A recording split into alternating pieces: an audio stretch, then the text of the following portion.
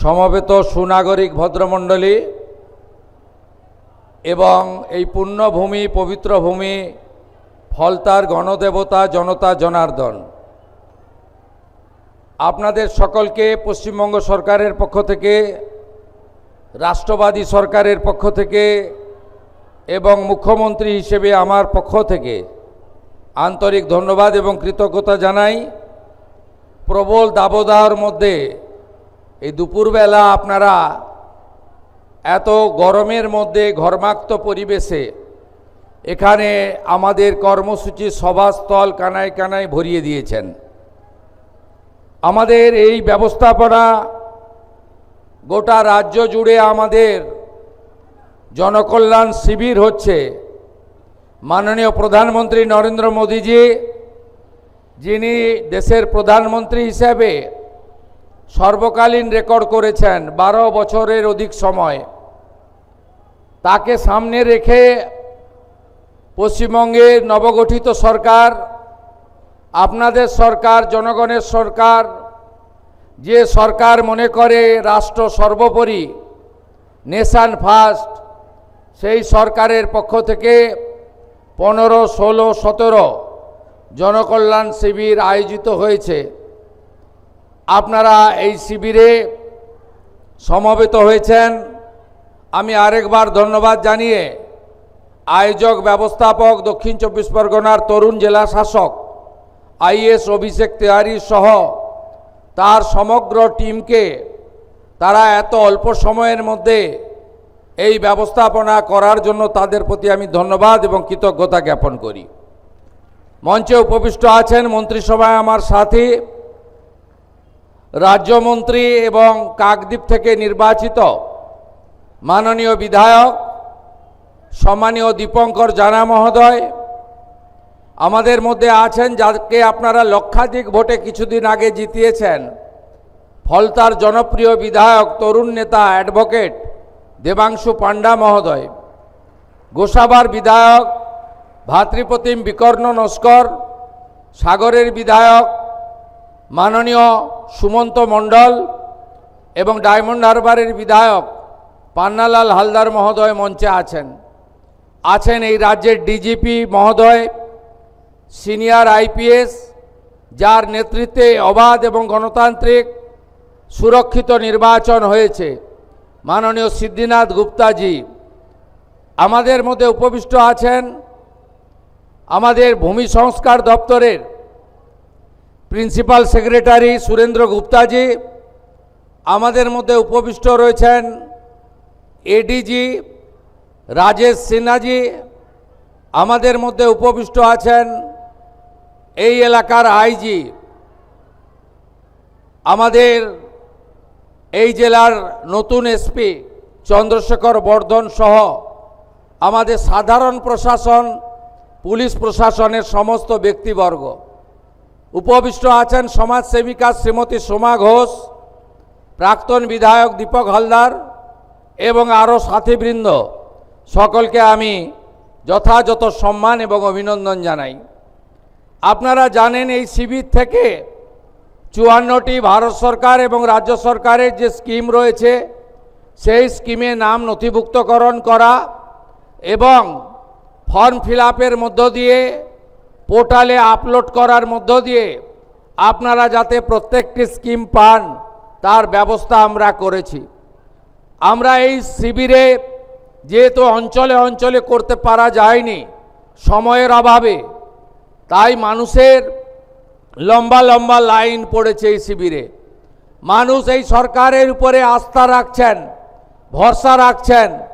এই সরকার সামাজিক সমস্ত কল্যাণকর কর্মসূচি, পরিচ্ছন্নতার সঙ্গে স্বচ্ছতার সঙ্গে কেন্দ্র এবং রাজ্য সরকারের স্কিমের সমস্ত বেনিফিট যাতে ডাইরেক্ট বেনিফিট ট্রান্সফার অর্থাৎ ব্যাংকিং সিস্টেমের মাধ্যমে কোনো রকম দুর্নীতি ছাড়াই, মধ্যস্বত্বভোগী ছাড়াই, কোনো রকম ব্রোকার বা আপনাদের বঞ্চিতকারী যে ব্যবস্থাপনা সেটা ছাড়াই যাতে আপনারা পেতে পারেন, তার জন্য এই ব্যবস্থা নিয়েছেন। সেই কারণে আমরা এত মানুষের তাদের আশা প্রত্যাশা দীর্ঘ লাইন আমরা আগামীকাল 18 তারিখ পর্যন্ত গোটা রাজ্যে এই শিবির চালাবো, এই নির্দেশিকা দিয়েছি। আমরা আপনাদের কাছে যে কথাটা বলতে চাই যে আপনারা জানেন যে এই 54টা স্কিমের মধ্যে সবচেয়ে গুরুত্বপূর্ণ স্কিম হচ্ছে আয়ুষ্মান ভারত। যে আয়ুষ্মান ভারতে পোর্টালে নাম নথিভুক্ত করলে আপনি ভারতবর্ষের যে কোনো জায়গায় সরকারি এবং বেসরকারি হসপিটালে 5 লক্ষ টাকা পর্যন্ত চিকিৎসা ফ্রি পাবেন। এই রাজ্যে 1,43,00,000 পরিবার, 6.5 কোটি মানুষ এই আয়ুষ্মান ভারতের প্রকল্পের সুযোগ আপনারা পারবেন, যার 60% অর্থ মোদিজির নেতৃত্বে ভারত সরকার দেবে, 40% অর্থ পশ্চিমবঙ্গ সরকার এর সঙ্গে যুক্ত করবে। দ্বিতীয় কর্মসূচি আপনাদের কাছে আমি বলবো, প্রান্তিক মানুষরা, গ্রামে থাকা মানুষরা, স্বল্প রোজগার যারা করেন তারা প্রধানমন্ত্রী সূর্য ঘর প্রকল্পে সোলার আলোর জন্য ব্যবস্থা নিন। 100 ইউনিটের জন্য 30,000 টাকা, 200 ইউনিটের জন্য 60,000 টাকা, 300 ইউনিটের জন্য 78,000 টাকা প্রধানমন্ত্রী সূর্য ঘরে আপনারা সাবসিডি বা ভর্তুকি পাবেন। এর ফলে আপনাকে ইলেকট্রিকের বিল দিতে হবে না। এটারও সুযোগ আপনারা এই জনকল্যাণ শিবির থেকে নাম নথিভুক্তকরণের মধ্য দিয়ে গ্রহণ করুন। তৃতীয় সেটি হলো আমাদের অন্নপূর্ণা যোজনা। আপনারা জানেন যে কেন আমরা ফর্ম ছাপিয়ে ভেরিফিকেশন করে আমরা উপযুক্ত প্রাপকদেরকে চিহ্নিত করছি। কারণ বিগত সরকারের যে লক্ষ্মী ভাণ্ডার প্রকল্প, এই প্রকল্পে ব্যাপক দুর্নীতি হয়েছে। মুর্শিদাবাদ জেলার জঙ্গিপুর ব্লকে সেখানে প্রায় 4-4.5 হাজার পুরুষরা লক্ষ্মীর ভাণ্ডারের টাকা তুলে নিয়ে চলে গেছে। কৃষ্ণনগর 2 নম্বর ব্লকে নদিয়া জেলায় একটা অঞ্চলে 173 জন পুরুষ লক্ষ্মীর ভাণ্ডারের টাকা তুলেছে। আমাদের মঞ্চে ডিজিপি আছেন, তিনি তার পুলিশ সিআইডি তদন্ত করছে। একটা বড় র্যাকেট আমাদের মা বোন দিদিদের হকের অর্থ, সরকারি অর্থ লুট করেছে। তাই আমরা পরিচ্ছন্নতার সঙ্গে ফর্ম ফিল আপের মাধ্যমে আমরা আপনাদের দিতে চাই। আমরা দিতে চাই তাদের যারা সরকার বা সরকার পোষিত বা প্রাইভেট স্কুল যেখানে সরকার অনুমোদিত, সেই স্কুলে আপনাদের বাচ্চাদেরকে পড়াশোনা আপনারা করান। সেক্ষেত্রে বেসরকারি প্রাইভেট স্কুলও আমরা দেব যারা কেন্দ্রীয় বা রাজ্য বোর্ডের অনুমোদন পেয়েছে। কিন্তু আমরা এমন কোনো জায়গায় দেব না যেখানে ধর্মীয় শিক্ষা দেওয়া হয়, যেখানে ভারত বিরোধী কথা শেখানো হয়। সেখানে যারা পড়াশোনা করেন তাদের পড়াশোনাটা আমাদের মূল স্ট্রিম এডুকেশন, মূলধারার শিক্ষার মধ্যে পড়ে না, আমরা তাদেরকে দেব না। যারা ভারত সরকারের, রাজ্য সরকারের বিভিন্ন ভ্যাকসিনেশন কর্মসূচিতে অংশগ্রহণ করেন না, ভ্যাকসিনেশন যখন হয় বলে এই টিকা আমার বাচ্চাকে লাগাবো না, এটা জন্ম নিয়ন্ত্রণের টিকা, তাই আমরা তাদেরকেও দেব না। তাই আপনারা সহযোগিতা করুন। ইতিমধ্যে জুন মাসে 3 তারিখে 28 লক্ষ মা বোন দিদির অ্যাকাউন্টে 3,000 টাকা করে ঢুকে গেছে। এখন অবধি 1,05,00,000 আমাদের মা বোন দিদি তারা এই অন্নপূর্ণা যোজনায় নাম নথিভুক্ত করেছেন। তাদের ভেরিফিকেশন কমপ্লিট করে আমরা পোর্টালে আপলোড করে দিয়েছি এবং এরা আগামী 1 জুলাই তারা এই জুন মাসের 3,000 করে টাকা অ্যাকাউন্টেও পেয়ে যাবেন, ঢুকে যাবে। এতটুকু চিন্তা করবেন না। এখনও যারা বাকি আছেন জনকল্যাণ শিবিরে আপনারা ফর্ম ফিল আপ করুন, আধিকারিকরা সাহায্য করবে এবং আমরা প্রয়োজন হলে আমাদের বাড়ি বাড়ি গিয়ে সেই সহযোগিতা আপনাদেরকে করব। এর বাইরেও আগামী 22 তারিখের রাজ্য বাজেট আছে, সেখানে যুবকদের জন্য, সরকারি কর্মচারীদের জন্য, আমাদের শিক্ষিত চাকরি প্রার্থীদের জন্য আমাদের আরো অনেক কর্মসূচি আপনারা দেখতে পাবেন। যেহেতু বাজেট আছে, আমি তার আগে বলতে পারবো না। অন্নদাতা ভগবান, কৃষক যারা আছেন, কৃষকদের জন্য, তাদের জন্য আমরা কর্মসূচি নিতে চলেছি। আপনারা আমাদের সহযোগিতা করুন এবং আপনারা যে আশা ভরসা নিয়ে আমাদেরকে ক্ষমতায় এনেছেন, আমার কথা মেনে, আমার অনুরোধে সাড়া দিয়ে লক্ষাধিক ভোটে ফলতার বিধায়ককে জিতিয়েছেন এবং আপনারা যে গণতান্ত্রিক অধিকার আমাদের সংবিধান দিয়ে গেছিল, সেই সাংবিধানিক অধিকার পেয়েছেন, সেটাকে মর্যাদা দেওয়ার দায়িত্ব আমার। আমি এসে আগেই বলেছিলাম, মুখ্যমন্ত্রী হওয়ার পরে আমি রাজনৈতিক কর্মসূচিতে দুবার ফলদায় এসেছি, আজকে সরকারি কর্মসূচিতে এসেছি। সেদিনে আমি বলে গেছিলাম, ফলতা আদর্শ বিধানসভা হিসেবে, মডেল অ্যাসেম্বলি হিসেবে আমরা গড়ে তুলব। ফলতাতে এসি জেটে আমাদের এখানে আপনাদের সম্প্রসারণ শিল্প তালুক গড়া, বন্দর ভিত্তিক,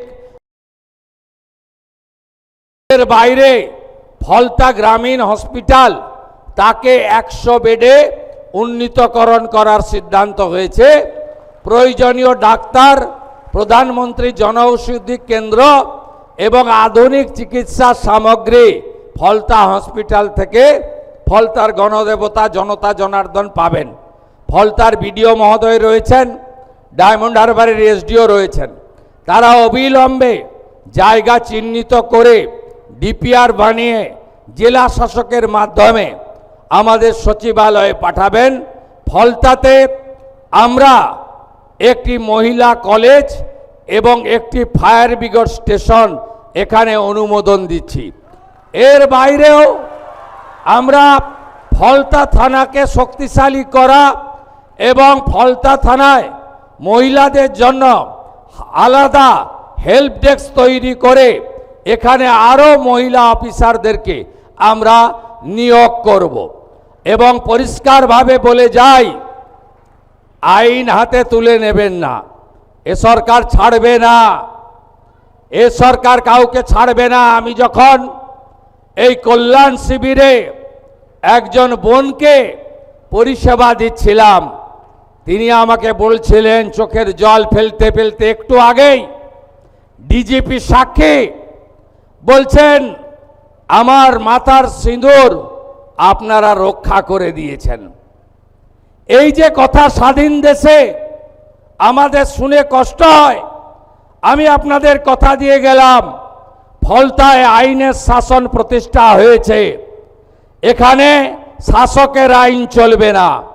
গুন্ডামি, জঙ্গিপনা, জমি লুট আমরা কোনোটাই ভবিষ্যতে করতে দেব না। ভোট লুট তো অতীত হয়ে গেছে।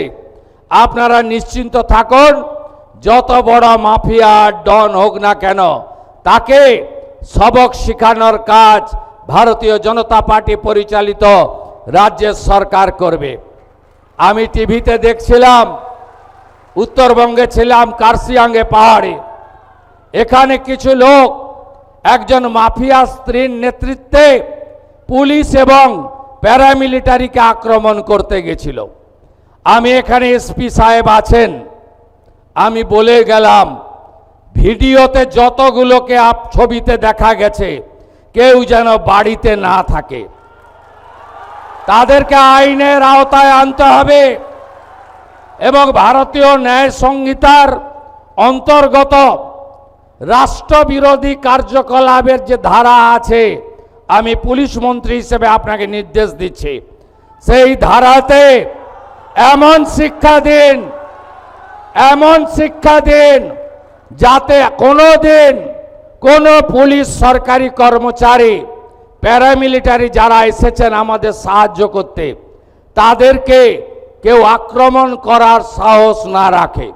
আপনারা শুনলে খুশি হবেন, শুধু জেলের ভাত খাওয়ানো নয়, যারা হামলা করেছে তাদের সম্পত্তি বাজেয়াপ্ত করে সেই সম্পত্তিকে নিলামে চড়ানোর কাজও আপনাদের ডবল ইঞ্জিন সরকার করবে। আইনের শাসন প্রতিষ্ঠা করাই আমাদের লক্ষ্য। সবাই ভালো থাকবেন। প্রচণ্ড ঘর্মাক্ত পরিবেশ, আপনাদের আমি আর দীর্ঘ বক্তব্য রাখতে চাই না। অনেক মা বোন দিদিরা এসেছেন, আপনারা সবাই ভালো থাকুন, সবাই মিলে কাজ করুন। আর ফলতায় অনেক দুর্নীতি হয়েছে। আমি এখানে জেলা শাসককে বলে গেলাম, গত আমফানে ফলতাতে প্রত্যেকটা হাউস ড্যামেজে 20,000 টাকা করে প্রধানমন্ত্রী রিলিফ ফান্ড থেকে দেওয়া হয়েছিল। 20,000 ইউনিট টাকা চুরি হয়েছে, আমি তালিকা পেয়েছি, তারও ব্যবস্থা হবে। আর কিছুদিন আগে বিগত সরকার বাংলার বাড়ি বলে একটা স্কিমে প্রথম কিস্তিতে 8,000 বাড়ি, এখানে বাড়ি হয়নি, সেখানে 60,000 টাকা করে 8,000 ইউনিট টাকা তুলে নিয়ে চলে গেছে। কে তুলে নিয়ে চলে গেছে আপনারা জানেন। তাকে অভিযোগ আছে বিগত দিনে যিনি বিডিও ছিলেন তিনি সহায়তা করেছেন। বিডিওর বিরুদ্ধে যে ব্যবস্থা নেওয়ার আমাদের ভিজিলেন্স নেবে সরকারি। আর ডিএম সাহেবকে আমি বলে গেলাম, এই ক্ষেত্রে প্রত্যেকটি বেনিফিশিয়ারির ফিজিক্যাল ভেরিফিকেশন, অর্থাৎ বাড়ির যে টাকা লুট হয়েছে সেই লুটের টাকা ফেরত করানো এবং তাদের বিরুদ্ধে প্রয়োজনীয় ব্যবস্থা নেওয়ার কাজ এখানকার জেলা প্রশাসন করবে। আমি এটা নজর রাখব। সবাই খুব ভালো থাকবেন, সবাই ভালো থাকবেন। আগামী 20 জুন ডক্টর শ্যামাপ্রসাদ মুখার্জি 1947-এ পশ্চিমবঙ্গ দিয়ে গেছিলেন। পশ্চিমবঙ্গ দিবস সর্বত্র পালন করবেন। আর আগামী 21 তারিখ বিশ্ব যোগা দিবস। 181টা দেশ ভারতবর্ষের এই উদ্যোগ গ্রহণ করেছে। বিগত দিনে পশ্চিমবঙ্গে বেসরকারিভাবে হতো, এবারে সরকারিভাবে হচ্ছে। মাননীয় প্রধানমন্ত্রী নরেন্দ্র মোদীজি তিনি নিজে থাকবেন কলকাতাতে যোগা দিবসে। আপনারাও প্রত্যেকটি রাস্তায়, প্রত্যেকটি এলাকায় যোগা দিবস পালন করার মধ্য দিয়ে আমাদের এই যোগকে বাড়িতে বাড়িতে পৌঁছে দেওয়ার কাজ করবেন। এই আবেদন নিবেদন রেখে আপনারা 22 তারিখের বাজেটের পরে দেখবেন আমরা পশ্চিমবঙ্গের এমন কোনো জায়গা নেই, এমন কোনো সম্প্রদায় নেই, এমন কোনো এলাকা নেই যে এলাকায় উন্নয়নের কথা আমরা ভাবিনি। আপনাদের সরকার আপনাদের জন্য কাজ করবে। আর আমি নিজে মুখ্যমন্ত্রী হিসাবে সুন্দরবন উন্নয়ন দপ্তর হাতে রেখেছি। আমার সাথে এমওএস আছেন দীপঙ্কর জানা। আমি কথা দিয়ে গেলাম, এই অপরূপ সুন্দর দক্ষিণ 24 পরগনা, অপরূপ সুন্দর সুন্দরবন সহ এই সমস্ত এলাকা, ফলতা থেকে শুরু করে সাগর পর্যন্ত, বাসন্তী কুলপি থেকে শুরু করে রায়দিঘি পর্যন্ত, আমাদের অগ্নিশ্বর নস্কর এখানে আছেন বিধায়ক, ওই এলাকা বিষ্ণুপুর সাতগেছিয়া আমরা সুন্দর করে সাজানোর কাজ করব। এই অঙ্গীকার রেখে আমার কথা শেষ করলাম। জয় হিন্দ, বন্দে মাতরম। এবিপি আনন্দ, এগিয়ে থাকে, এগিয়ে রাখে।